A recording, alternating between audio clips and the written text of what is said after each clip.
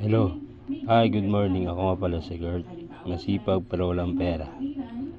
Dito nag-iisip ako kung anong lulutuin namin kasi wala nga kaming ulam. Ayan, naisip ko buksan ko yung rep na ilang taon na yan? 5 years na walang laman. Ito may leftover. Yung kagabi 2 hiwang manok, isang bihon. Yan yung lulutuin natin ngayon. Tira-tira lang muna kasi wala tayong pambili. Ayan. May mga lamas dyan kay mama. At salang yan. Tapos bawang.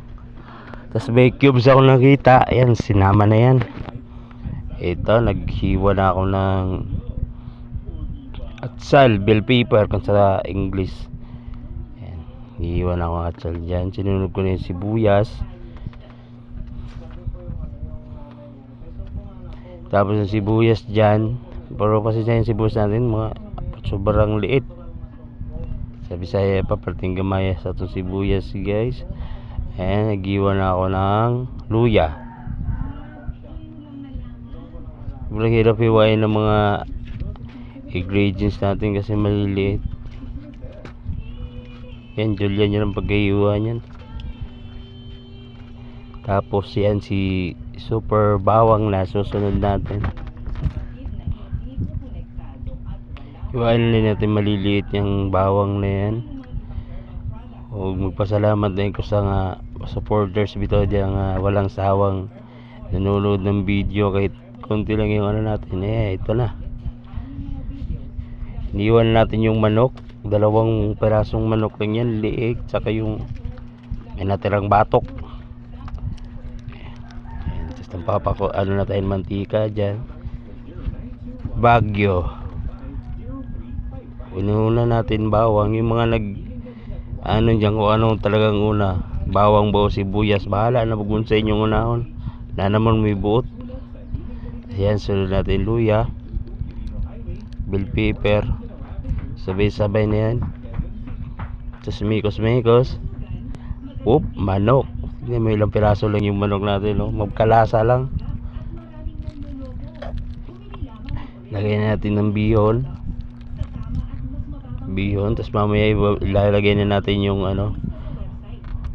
Nature Spring Water. Maya takpan muna natin yan. Tapos babalikan natin maya.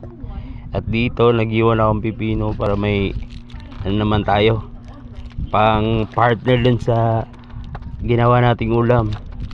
Bihon yun sabaw. Yan, ito suka na 100 years na sinamakan, nawala ng laman, tulo-tulo na lang. Asin. Tapos yung asin lang, 3 pampalasa lang yan.